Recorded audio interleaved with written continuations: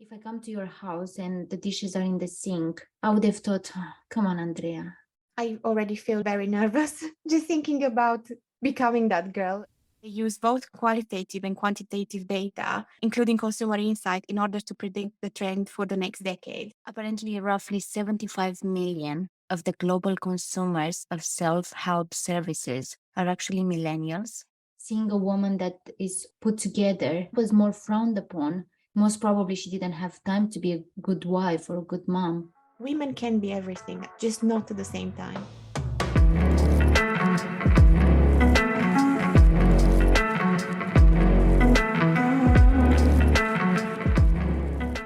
I am Andrea, and together with my co-host Anna, in this episode we'll be reflecting on a viral wellness trend called Becoming That Girl. Welcome to Sonder Characters. The reason we thought this was a subject worth discussing is because we came across it during our self-development journeys, and also we were flooded on our TikTok pages with it. Anna, what does Becoming That Girl TikTok trend mean?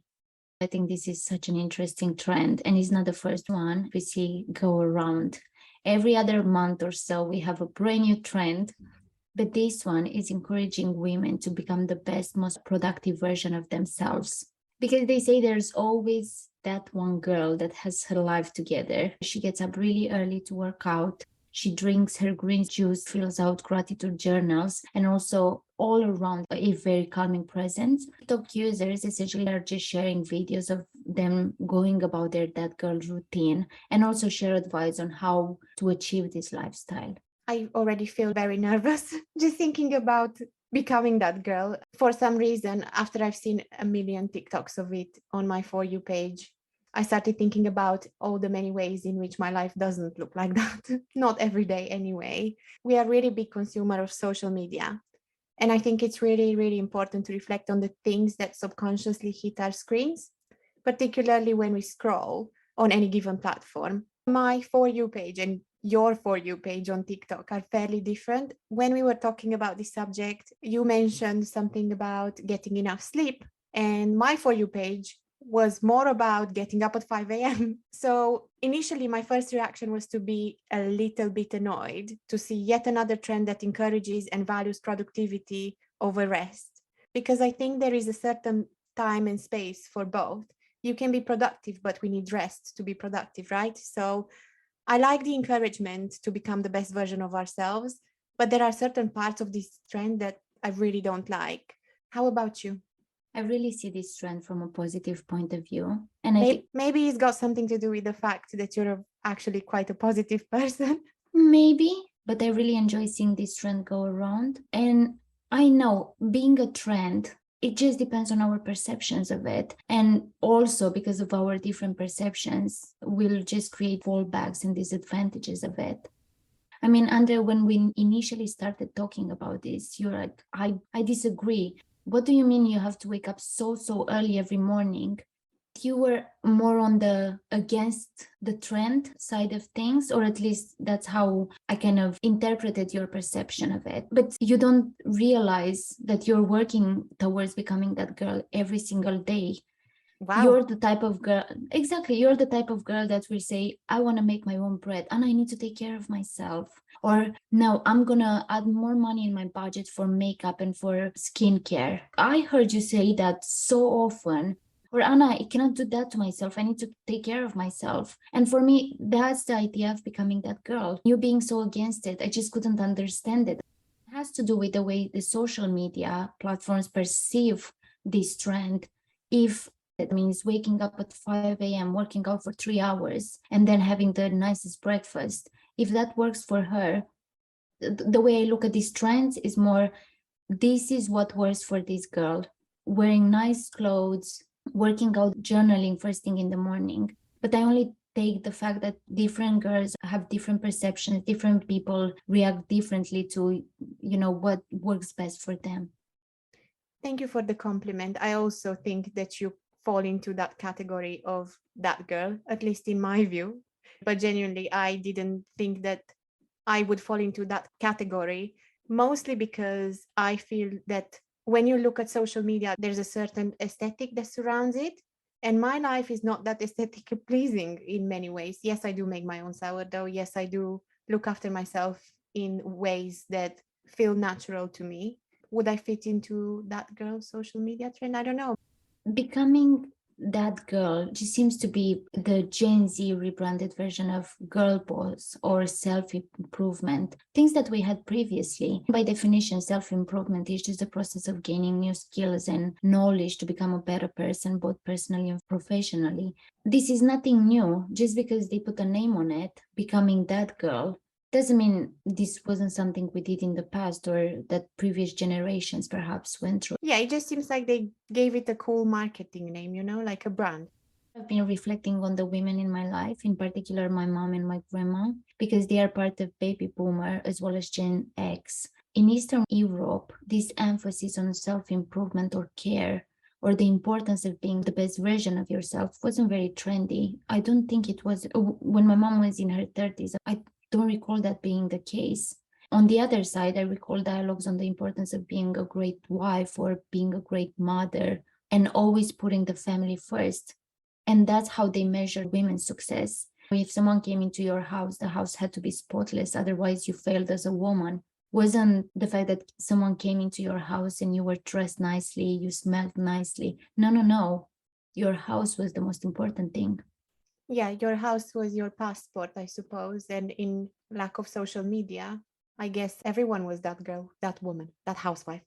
Exactly. So this would be an example of being that girl back in the days, or in today's words. We can agree that there were exceptions. I also have aunties that were very well put together.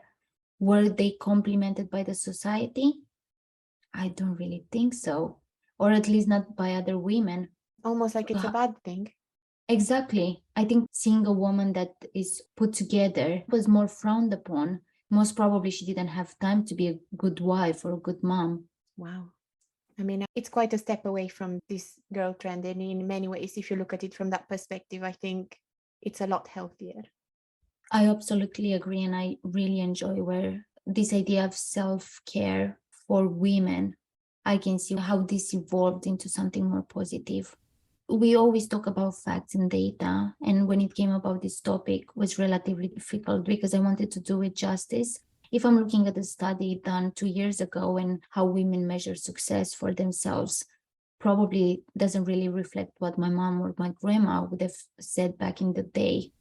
So I came across an outdated research, if you will. This research paper is from 2011. That's how far I could find something relevant, and was conducted by the Pew Research Center's Global Attitudes Project.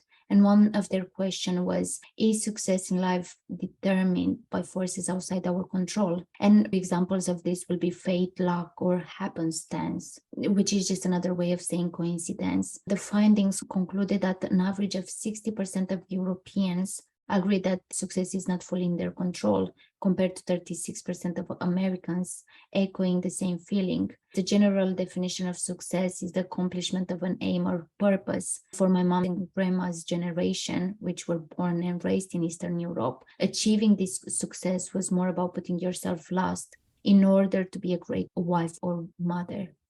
That is a huge amount of percentage in the difference of opinion and how success is defined in different cultures. Admittedly, both of them fairly westernized. And we discussed the communist era when we discussed freedom. Probably their perceptions were shaped so much more differently compared to US, where their freedom was a lot more different back then.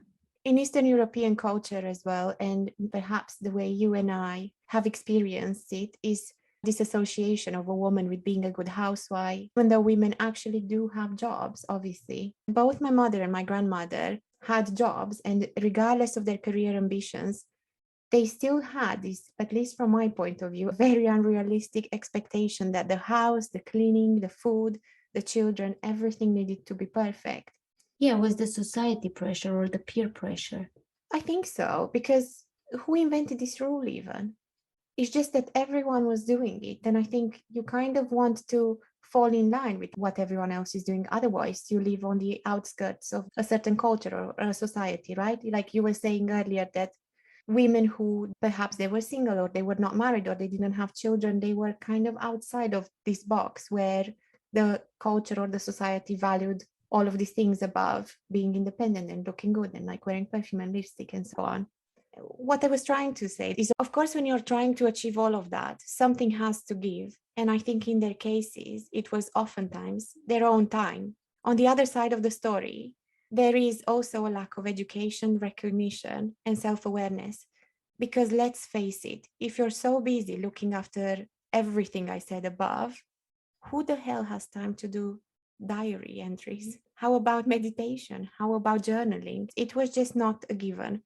My grandma, for sure, was too busy ensuring that everything is ironed to perfection. She didn't have time to think about her own shortcomings.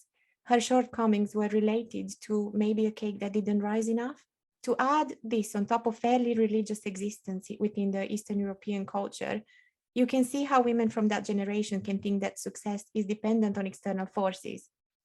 And it doesn't always show up in a very obvious way, but it does show up in the way they speak about themselves. So in this context, someone saying something along the lines, "Oh, I was so lucky my child slept through the night." Well, why wasn't it you who are a great mom who ensured that everything is perfect and your child went to sleep perfectly fine because you've put in the time and the effort?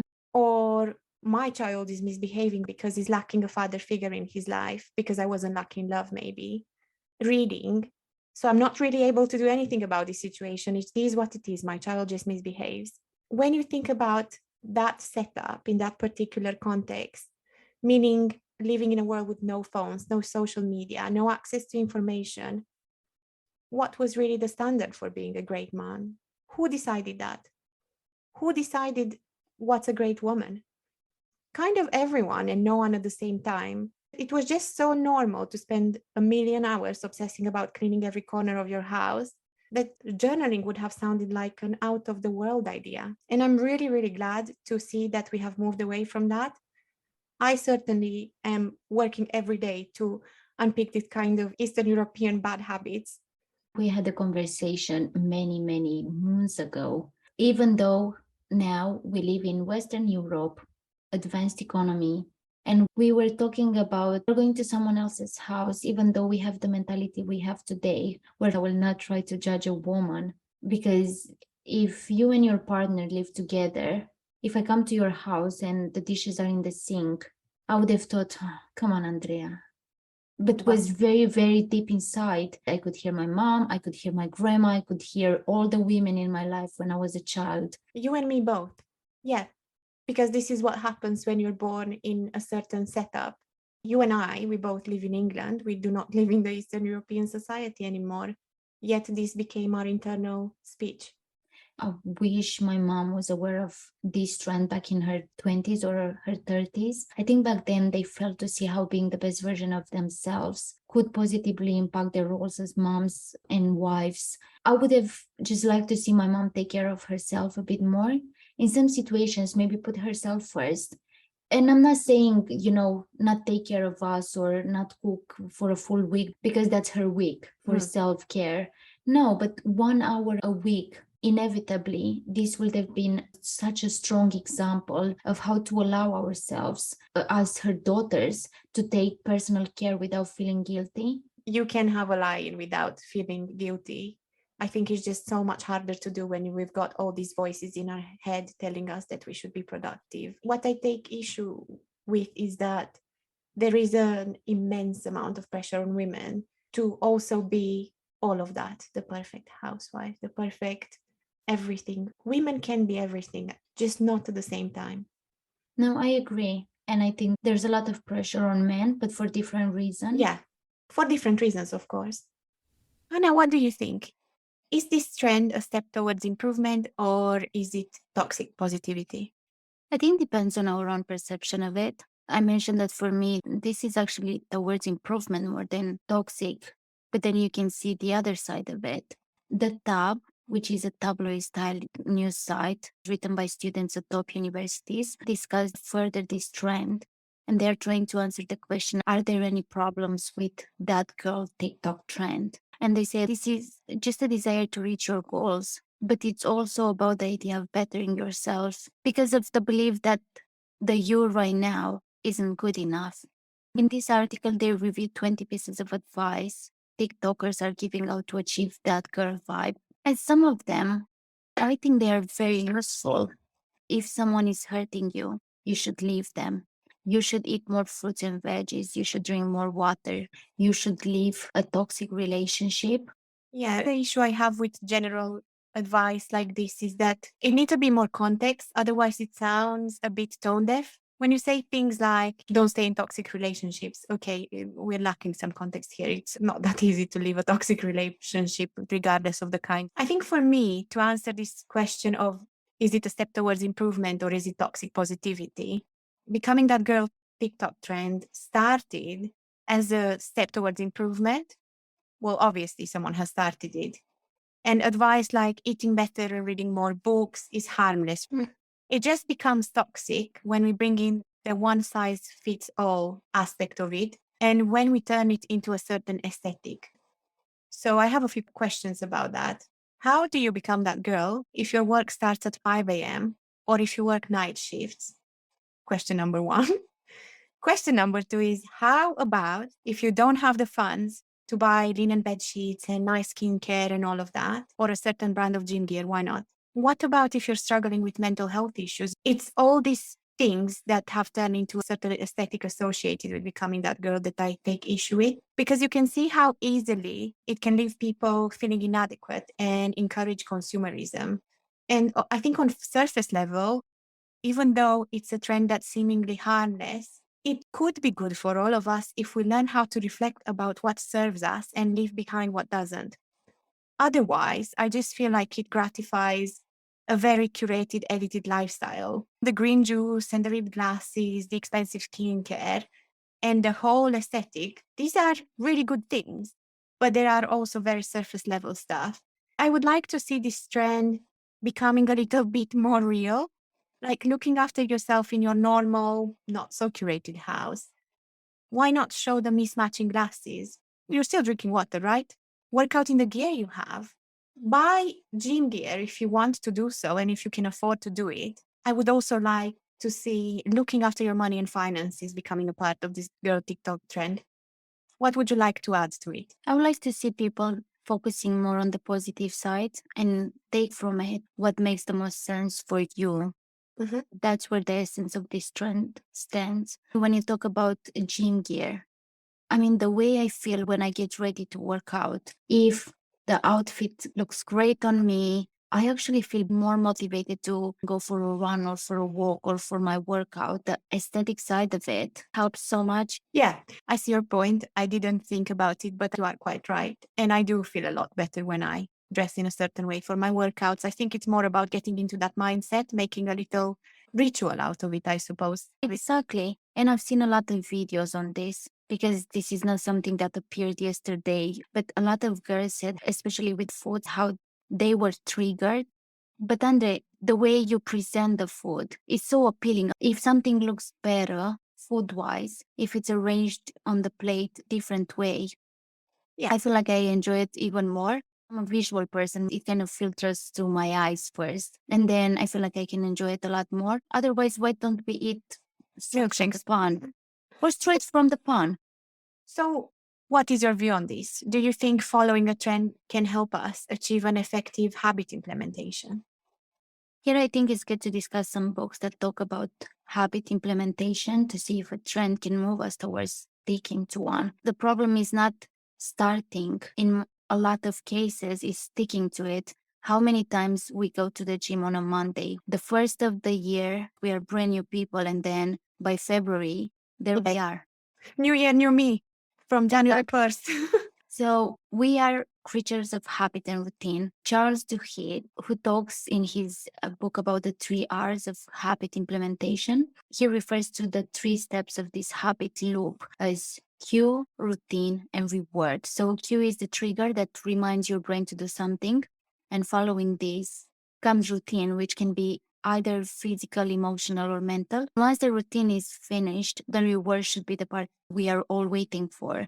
Now, the author James Clear writes about habits, decision making, and continuous improvement in one of his popular books. You're aware of it, Andreea. It's my favorite book ever. Atomic Habits is the book you give everyone for any occasion. It's your Guilty. go-to. Now, based on this book, he wrote an article on how to start new habits that actually stick. And the part I want to focus on is the science of how habits work. He says that the process of building a habit can be divided into 4 simple steps. It's pretty much what Charles talks about. But he says is the cue, the craving, which are the problem phase, and they are followed by the response and reward, which are the solution phrase. I think this is where the popularity of a trend can unconsciously help. First of all, it's intriguing because it's a trend, a lot of people are doing it. We'd like to follow it because we crave the feeling of belonging, which is part of the 3 human desires. We also want to be cool. In some cases, we want to create further content on social media. And that can be a video on YouTube. We can take pictures. We can add stories on Instagram. Now, secondly, just like our ancestors, our brains chase that dopamine high. When we get a like, a retweet, a notification, the brain receives a flood of dopamine and sends it along the reward pathways, which we can see how a trend can help. When I look at becoming that girl trend, I can see very high potential for successfully implementing a new habit of eating clean or working out or loving yourself and feeling better in your own body. Yeah. In our episode about money, when I was talking about biases, I was referring to the fact that we can hack them to work for us.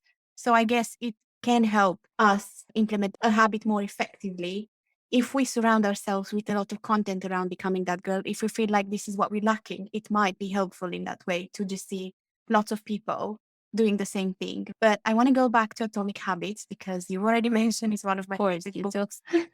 And if you're one of my friends, I'm sorry that you received this present on every single occasion, but it's actually really helpful. Personally, I think this should be the go-to book for anyone who is trying to implement a new habit because it offers really, really valuable advice in terms of how to actually stick to a habit. I want to share one of the biggest hacks that I got from this book, and it's about stacking habits. So let's say you want to ensure that you drink more water. In stacking a habit, you would pair something that you already do, such as looking at your phone, with taking a sip of water. Obviously, there are certain setups that you have to prepare to be successful. For example, you can put like bottles of water around your house. So every time you look at your phone, you have to drink a sip of water, but you also make it very easy. So you hack your brain into becoming more successful in implementing a habit. In the same way, when I use this to work out, I used to prepare my gym clothes in the evening so I can get away the morning. I like that.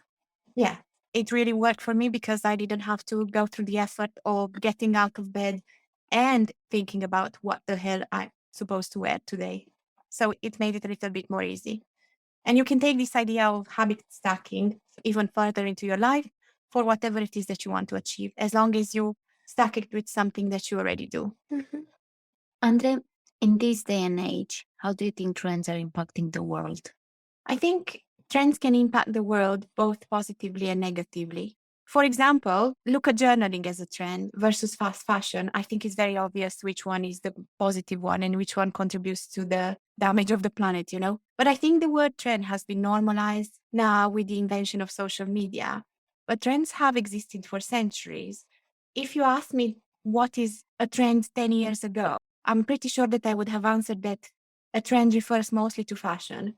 WGSN is one of the companies that do trend forecasting for various industries, such as beauty, fashion, interior design.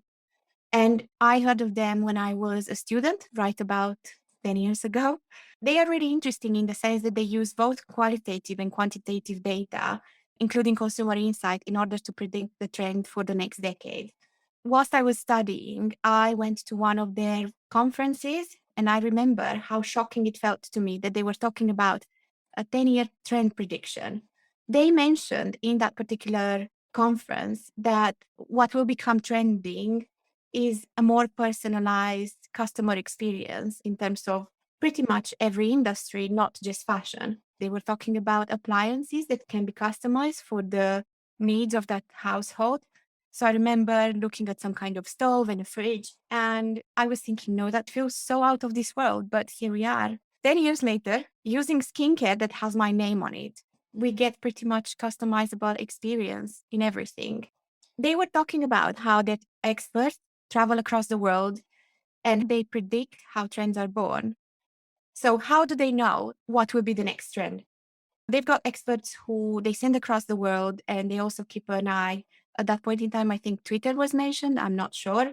It was a long while back, but they are looking at what kind of topics people bring up and what are the hot points. What I like to think is that trends are born from a small spark that ignites a fire in the society for change. So that's what they were saying, that it's a small group of people that talk about something that is a very common pain. I just think it's so interesting the fact that they can forecast what's going to happen in 10 years, considering that I don't even know what I'm going to eat next week. Now, if we look from an economic perspective, trends can have a positive impact on the world because we can see how it creates new jobs or more jobs. If I'm just looking specifically at this becoming that girl TikTok trend, you go to the salon, get your nails done, your eyelashes, you invest in skincare, also books, courses, supplements. So there is consumption, which helps the money flow in the economy. And there are some interesting facts. Apparently, the self-improvement market size is expected to reach 14 billion by 2025. 14 billion. Well, we're definitely contributing to that. Well, apparently, roughly 75 million of the global consumers of self-help services are actually millennials. Explains a lot. But I would like to see where Gen Z is falling into this, because I feel like they are more likely to go after fast fashion than we are.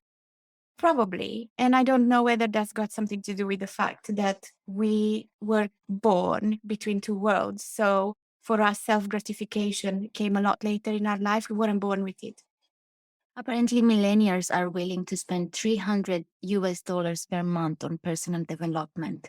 Like I said again, how many Atomic Habits copies I bought for everyone in my life. So you're helping a lot here. Yeah, 3/4 of self-development book readers are actually women. that's very interesting.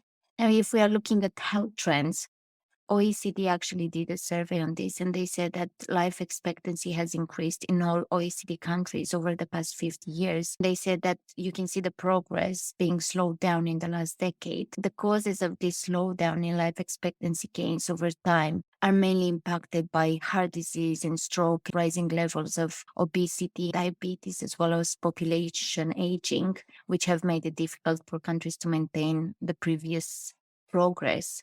However, if we're looking at becoming that girl, this improvement in mental health, in physical health, I can see how this will work in our benefit long term. You can't help the economist in you, but you do have a very strong point. I think an overall trend that helps with the well-being of people. It kind of works against all the stressors that we're facing at the same time. So no wonder that is the common pain.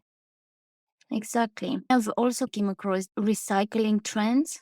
Clean River blog. They discuss the main upcoming trends we should expect in 2022. And they say how we can recycle more plastic, have more advanced city recycling programs, improve facilities, rethinking the linear manufacturing process, which I think we can see. I know H&M had something similar. You bring your bag of clothes, get a voucher, and they can recycle it. Yeah, and you will see more retailers doing that and incorporating into the manufacturing process, because I think fast fashion is a big problem for the planet and not just of today. We knew that this was coming a long time ago. If we are thinking on how these particular recycling trends will help us, we can see this will lessen the harmful disruption and damage being done to the natural world. This will long term help us. What do you think is so appealing about trends? In our second episode, when we were talking about money stories, I have touched on the cognitive biases that we have and how they impact our relationship with money. Do you remember that? Like it was yesterday. Okay, get seated and buckle up because our lazy brain has done us for good yet again. So we follow trends exactly because of one of the cognitive biases that we have. This is called bandwagon effect. We tend to do certain things if we believe that a lot of people are doing them. The way this manifests, for example, is when many people begin wearing a certain style of clothing, obviously as they see others adopt the same fashions. The other thing that pops to my mind is because we haven't quite yet mastered how to have a virtual social life, and we all have this desire to connect to others. I believe that it helps with the creation of feeling like we are belonging, or maybe that we are part of a social community, be it virtual as well. What's so appealing about trends? What's your view on this, Anna? When you say belonging, when I looked into this, they say that human beings are essentially pack creatures. So we just tend to follow our peers or what the rest of society deems as acceptable. We tend to go along with others or follow trends, often as the result of peer pressure, which I found so interesting. But in the same time, because if my friends are doing something, I tend to, follow their lead because I want to feel included. And they say within a person's social group, there will often be a general consensus of opinion regarding what is acceptable, what is considered or perceived as normal, and what is expected of the individual within the group. Well, why do we tend to follow these trends, or why do we tend to follow the crowd? I found a number of things discussing this, and one of them was because it's easier. And they say thinking, this is the biggest part. Thinking is hard work, particularly hard work to do it well. So much easier to just let someone do that for you. And like I said before, our brains are wired to be a little bit lazy. They also say it's because we don't like to be wrong. And I so relate to this. If a lot of people are doing that particular thing, it must be right. So they call this the mob mentality. And also because we like to be part of something successful. If a trend is going viral, we tend to follow it because we already see it as successful because so many people follow it. It makes us part of the crowd because we tend to think that we are one of the cool kids, even though probably we aren't. Both Speak for yourself. but apparently we want others to look at us with admiration or jealousy. Another one was because if we don't stand out, we fit in. And apparently no one likes to feel left out. We look at all those people over there buying Apple Watches and we think, if I don't have one of those, I'll just look awkward or out of touch. Yeah. And I think this goes back to what we said about who invented those standards in our mothers and our grandmothers. Well, it was exactly this kind of mom mentality. You don't want to stand out. You needed to do that, hence the pressure, right? On that note, sure, we see what other people say on social media platforms. You know, it's my favorite part. So here we've looked at what other people that have tried this trend for a period of time and felt about it after giving it a fair shot. To be honest, I looked at YouTube videos of girls trying it for about a week or so, and I've seen people that were positively impacted by it, but I've also seen girls that felt triggered. Mm-hmm. You know, the way you arrange the food on your plate. For someone that has eating disorder, that didn't feel right. One of the YouTubers said the issue is how people perceive things. It's okay to take inspiration from bits of a trend, but you don't have to become the whole thing. Yeah, I found someone saying that now people are following somebody's entire structure of their day. And if you're going to be on social media, you have to be very sensitive to which accounts you follow and how they make you feel. Another YouTuber said, I find that this trend makes me feel bad. It seems like there's only one way to be productive.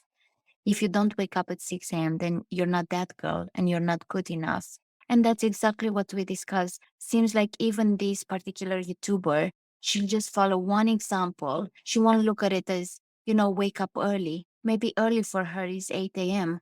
You wake up at 8 a.m. and try to eat well or exercise or go for a walk. No, she literally follows someone else's perception of becoming that girl. And then this is how she ended up feeling about it. Yeah. And like I said, if you are going to follow something that is so directive, I mean, if I would copy your morning routine, I would probably be exhausted by the end of the day and vice versa, because you'd have to make bread. And I'm not a baker. The kitchen is not where I belong. Someone else said that I was waking up every morning and I felt like there was something missing. For me, it was getting up in the morning and making a smoothie. These habits helped my personal growth and made me feel better. And I got motivated from seeing other people and forcing myself to have healthier habits in my everyday life. And by the way, this is coming from a creator that creates a lot of content around that girl vibe. I think she took exactly what was important for her. And that's the reason she vibes with the trend. Yeah, so you can see how it worked in her benefit because she probably took what was missing from her life and made it her own. Another content creator said, I'm not good enough, I'm not healthy enough, or I'm not thin enough. This kind of social comparison can end up making women feel worse about themselves. And I think, this is also a very valid opinion. I particularly felt triggered when I seen me for the first 100 times. I think that the truth is somewhere in the middle. Now, if you had to describe in one phrase your own perception of becoming that girl, what would you say?